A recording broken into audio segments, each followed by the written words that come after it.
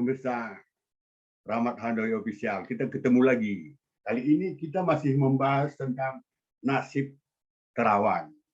Karena barisan pendukung Terawan telah melontarkan suaranya, termasuk Komisi 9 DPR RI. Tapi bagaimana nasib Terawan ke depan? Sehubungan dengan hal itu, kita akan berbincang dengan anggota DPR RI Komisi 9, Bung Rahmat Handoyo. Bung Rahmat, salam sehat. Salam sehat. Assalamualaikum, Bung. Apa kabar? Sehat selalu. Baik, baik. Awal bulan kemarin ada sedikit debat panas antara Komisi 9 DPR RI dengan ID. Nah, masyarakat menangkap ada titik harapan, gunjang-ganjing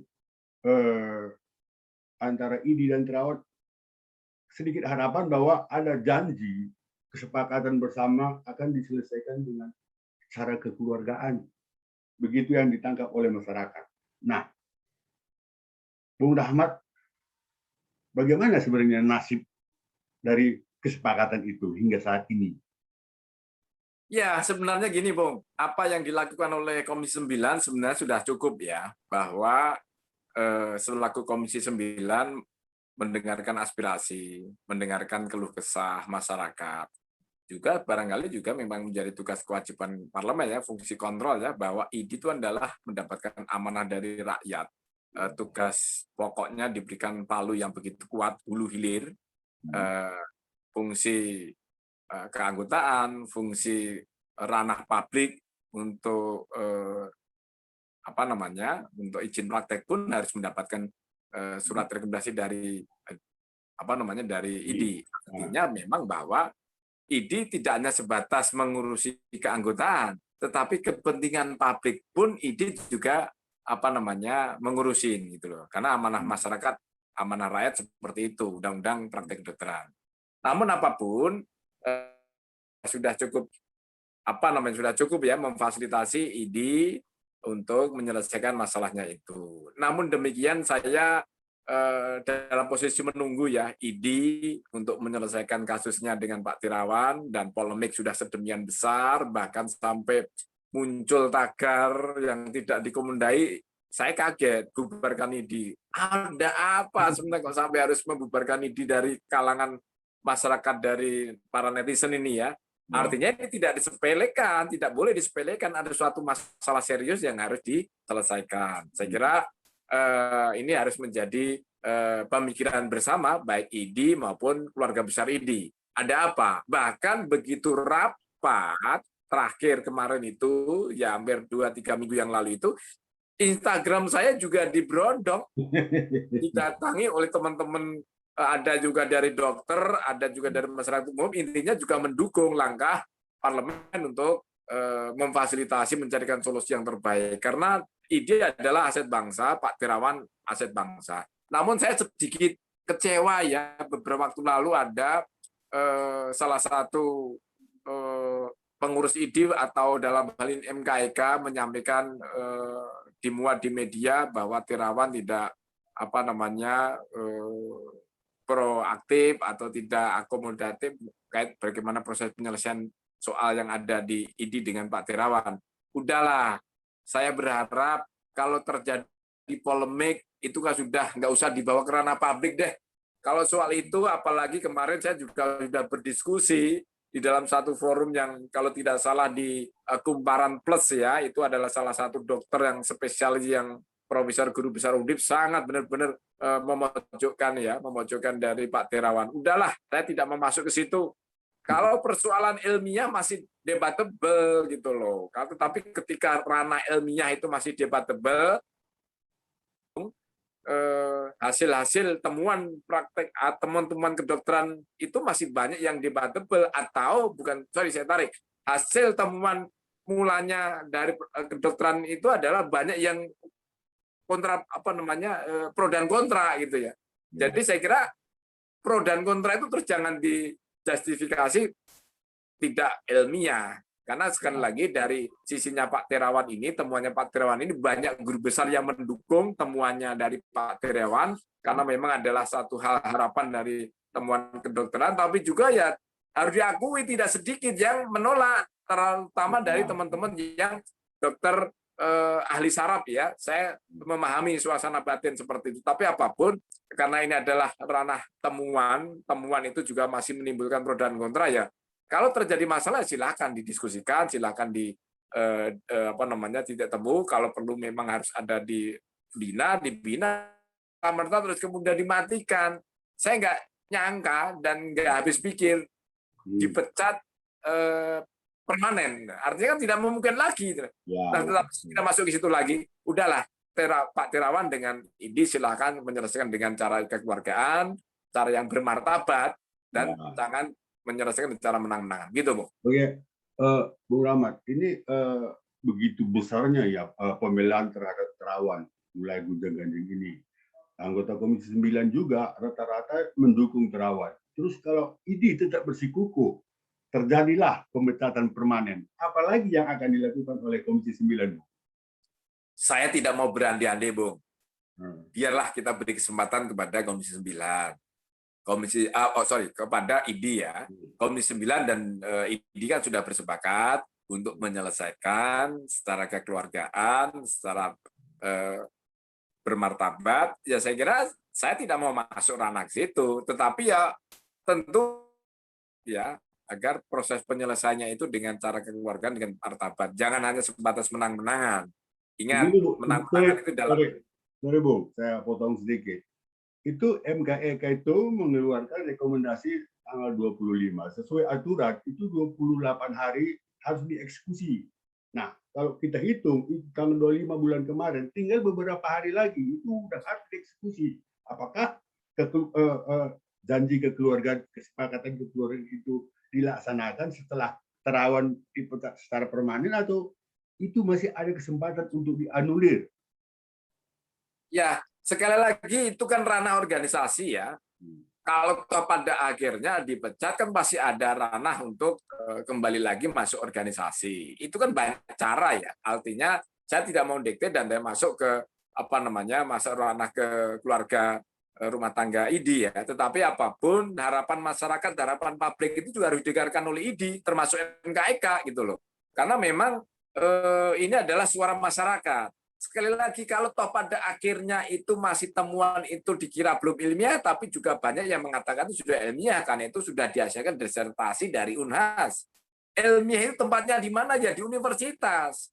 Ketika universitas, hasil karya ilmiah universitas itu dipertanyakan, sehingga menjadi ada apa? Suatu ilmiah yang tertinggi itu ada di universitas masih dipertanyakan. Untuk itu saya kira saya tidak mau berandai-andai karena ini ranahnya adalah ilmiah kemudian ditarik ke etik, ya saya kira semua orang bisa memberikan satu pendapatnya masing-masing secara objektif. Namun demikian kalau pada akhirnya tanggal 28 hari atau 28 hari itu maksimal harus diselesaikan untuk diselesaikan oleh pengurus itu, ya silakan. Pasti saya percaya dan saya yakin ada jalan tengah, ada jalan yang bijak, ada jalan bermartabat. Pak Terawan kan anaknya dari ID, keluarga besar dari ID. Apa sih yang tidak bisa diselesaikan di dunia ini, apalagi sebatas etik gitu loh. Kalau ternyata etik itu menjadi diagung-agungkan, ID banyak yang menjadi masalah, tapi saya nggak masuk di sini gitu loh. Jadi saya kira saya yakin percaya masih bisa diselesaikan. Tetapi ingat, rakyat masyarakat menunggu. Kalau tidak diselesaikan secara bermartabat, ya hak rakyat untuk menilai ID, hak rakyat untuk menjustifikasi, oh ternyata ID seperti ini toh, ada permainan tanda petik loh. Nah, tapi bisa tidak berharap ke situ. Kita beri ranah sepenuhnya kepada ID untuk menyelesaikan secara kekeluargaan dan bermartabat. Begitu, Bung. Oke, Bung. Ada kesan bahwa Dr. Terawan ini juga bukan hanya ditolak di ID, tapi dimusuhi. Apakah itu Bung Rahmat sendiri lihat? Iya.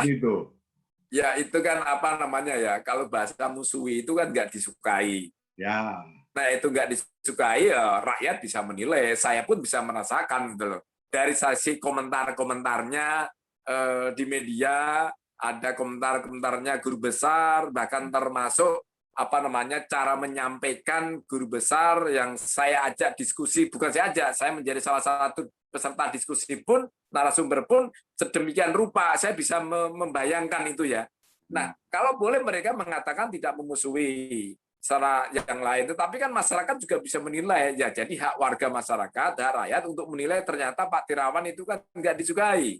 Bahasa saya tidak dimusuhi, tapi faktanya kan saya menilai, rakyat juga boleh menilai secara objektif juga bahkan ternyata hasil dari penelitian itu juga tidak disukai oleh sesuatu yang barangkali mengganggu ya. Sekali lagi barangkali mengganggu. Tapi apakah itu betul dan salah juga bisa ditelitik lebih jauh lagi gitu. Jadi saya kira, saya berharap ini adalah keluarga besar dokter, keluarga besar yang mengayomi, yang memberikan fasilitas kesehatan kepada rakyat. Kalau toh pada akhirnya anggota ID punya temuan-temuan, itu yang tolong kita support. Ayo kita dorong, ayo kita fasilitasi, jangan dimusuhi, tanda petik ya, jangan juga tidak disukai gitu loh. Jadi hilangkan ego apa itu adalah jurusan kedokteran atau jurusan atau marfah spesialis kedokteran, hilangkan semua untuk masyarakat gitu ya. Kalau pada akhirnya temuan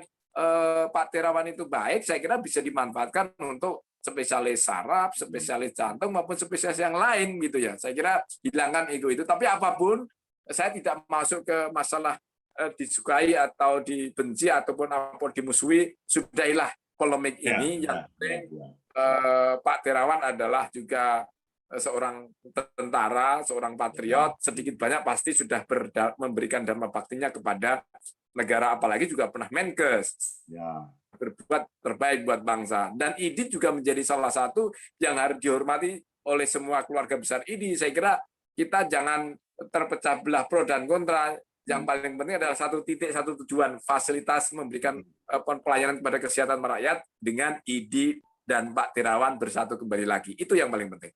Ya, Bung, tapi ID adalah aset bangsa. Kita sepakat tentang hal itu. Tapi tadi Bung sempat menyinggung bahwa ID itu menguasai dari hilir hingga hulu gitu loh. Nah, sejauh mana Bung Rahmat melihat perlunya reformasi di ID? Saya tidak mau bicara soal reformasi ID. Pada kenyataannya, ID itu diberi amanah rakyat melalui undang-undang, baik undang-undang praktek kedokteran, undang-undang rumah sakit, undang-undang pendidikan kedokteran dan praktek kedokteran pun di situ begitu jelas dan betapa pentingnya dan berapa powernya ID. Apakah DPR tidak boleh mengintervensi? Mengintervensi tidak boleh, tetapi fungsi kontrol ya, fungsi pengawasan ya. Bagaimana fungsi pelaksanaan undang-undang itu? Karena ID dilahirkan dan bukan dilahirkan, ID diperkuat dan diberi palu oleh rakyat melalui DPR, melalui undang-undang dengan tugas dan pokok fungsinya itu. Makanya ketika sudah diberikan tugas dan pokok fungsinya ID kepada anggota maupun kebijakan publik lainnya, sudahkah dijalankan dengan baik? Saya kira itu saya menilai bukan soal ID-nya, tapi apakah fungsi kontrol, fungsi pengawasan yang dijalankan oleh ID itu sudah sesuai dengan role on the game-nya dari Undang-Undang Amanah Rakyat itu atau belum. Kalau tidak ya saya kira juga boleh dong rakyat berharap agar adanya satu reformasi. Tapi saya tidak mau reformasi dari sisi undang-undang hanya sebatas ID saja. Terlalu naif kita menyempurnakan undang-undang hanya sebatas ID. Masih banyak ketidakadilan rakyat Indonesia terhadap sistem kedokteran di Indonesia belum, apalagi tidak ada banyak ketidakadilan. Salah satunya ya adalah masih banyaknya saudara kita yang tidak adil dari sisi mendapatkan akses dokter, akses fasilitas dokter. Dalam hal ini praktek dokter spesialis hanya bertumpuk di perkotaan. Sedangkan rakyat di pedesaan, rakyat nan jauh di sana di luar Pulau Jawa juga berhak. Tapi pada kenyataannya ketika kita berdialog dengan pemerintah, memberikan satu fungsi kontrol, pemerintah mengatakan tegas, Pak Rahmat, kita siapkan fasilitas alat kesehatan pun, kita mahal pun, di Papua ternyata tenaga dokter spesialisme tidak ada. Inilah menjadi ketidakadilan. Untuk itu saya kira harus diberikan jalan tengah, jalan solusi bagaimana agar distribusi praktek dokter spesialis maupun dokter umum itu harus merata seluruh Indonesia. Jangan serta-merta jadi dokter spesialis hanya untuk praktek di perkotaan, nggak fair dong itu. Harus diakui, sekolahnya udah mahal, lama, tapi itulah Faktanya rakyat juga berhak begitu. Itu Bung mungkin sedikit karena Bung menyinggung soal dokter spesialis di daerah, mungkin menyangkut kesejahteraan dokternya barangkali. Semua dokter spesialis ingin praktek di kota, Bung, karena biaya untuk mengambil gelar dokter spesialis itu juga banyak. Nah, inilah yang menjadi harus direformasi ya, Undang-Undang Pendidikan Kedokteran bagaimana menciptakan dokter spesialis yang di banyak negara rumah sakit itu bisa menghasilkan dokter spesialis. Kenapa di Indonesia tidak? Ada apa? Apakah mereka tidak rela bahwa dokter spesialis di Indonesia semakin banyak? Apakah tidak rela bahwa dokter spesialis bisa menjamah ke daerah-daerah perkotaan dengan biaya yang lebih murah, lebih efisien? Ini harus kita pikirkan, dan rezim kebijakan atau rezim undang-undang itu harus ya disempurnakan. Sekali lagi bukan sebatas ide, tetapi ada ketidakadilan di ini. Kalau dibuka banyak, salah satunya adalah sudah sekolah mahal, kemudian prakteknya hanya di perkotaan, kan tidak adil. Belum masalah-masalah yang sudah dokter disekolahkan oleh orang tuanya yang mahal, tapi begitu sudah lulus tidak bisa berpraktek karena tidak ada lulus ujian untuk praktek. Saya kira ini menjadi PR bersama.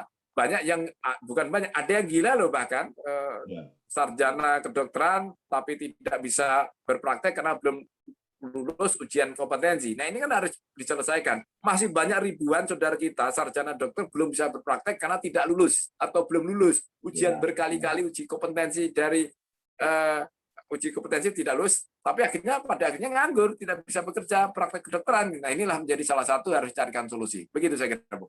Artinya dari pemaparan Bung Rahmat, ternyata kita masih banyak PR mengenai pelayanan kesehatan di tanah air ini. Baik, jadi saya kira gini, sebagai closing statement saya, untuk soal ID sama Pak Tirawan sudahilah.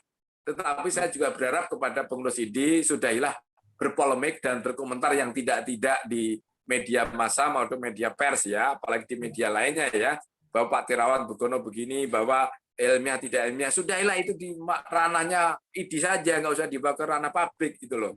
Nah ini saya kira yang penting adalah kita serahkan sepenuhnya kepada ID untuk menyelesaikan ini dengan cara kekeluargaan, dan sekali lagi dengan tidak hanya keluarga tapi dengan bermartabat gitu loh ya. Semuanya menang, win-win solusi. Nah kaitannya dengan penyempurnaan undang-undang ya kita sambil caralah bahwa memang pada kenyataannya kedokteran di Indonesia ada ketidakadilan yang harus disempurnakan melalui perbaikan penyempurnaan undang-undang kedokteran. Begitu, Bung.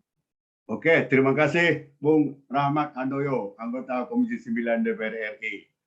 Demikian para pemirsa Rapat Handoyo Official. Kita ketemu lagi di lain kesempatan dengan tema yang lain. Terima kasih. Terima kasih, Bung. Salam sehat.